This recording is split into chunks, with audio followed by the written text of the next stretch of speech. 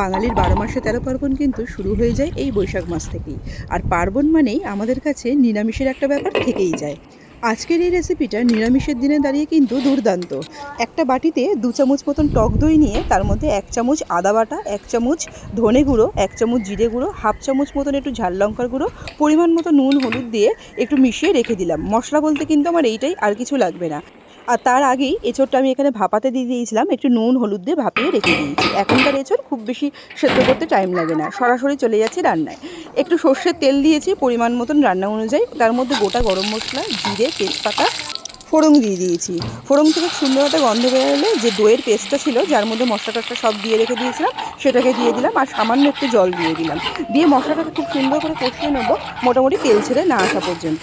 তেলটা যখনই ছেড়ে আসবে তখন এর মধ্যে ভাপিয়ে রাখা যে আগে থেকে এঁচড়গুলো ছিল সেগুলোকে দিয়ে দিলাম। আর এঁচড়গুলো দিয়েও খুব ভালো করে একটু নেড়ে ছেড়ে ভালো করে কষিয়ে নেবো।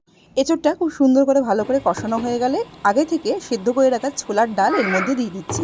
আমি এখানে মোটামুটি 200 গ্রাম মতন ছোলার ডাল আগে থেকে সেদ্ধ করে রেখে দিয়েছিলাম, সেই ডালটা দিয়ে দিলাম। ব্যাস, এবার সব কিছু দিয়ে একটু ফুটিয়ে নিয়ে নামানোর আগে একটু নারকেল কোড়া, সামান্য একটু মিষ্টি, ছোলার ডালের মধ্যে একটু মিষ্টি না দিলে ভালোই লাগে না, একটু ঘি আর একটু গরম মশলা দিয়ে নেড়ে ছেড়ে নামিয়ে নিয়ে পরিবেশন করতে হবে। লুচি, পরোটা, রুটি সবের সাথেই কিন্তু দুর্দান্ত লাগে। আজকের রেসিপি আর ভিডিও ভালো লাগলে অবশ্যই লাইক কমেন্ট শেয়ার করে একটু পাশে থাকবেন। ধন্যবাদ।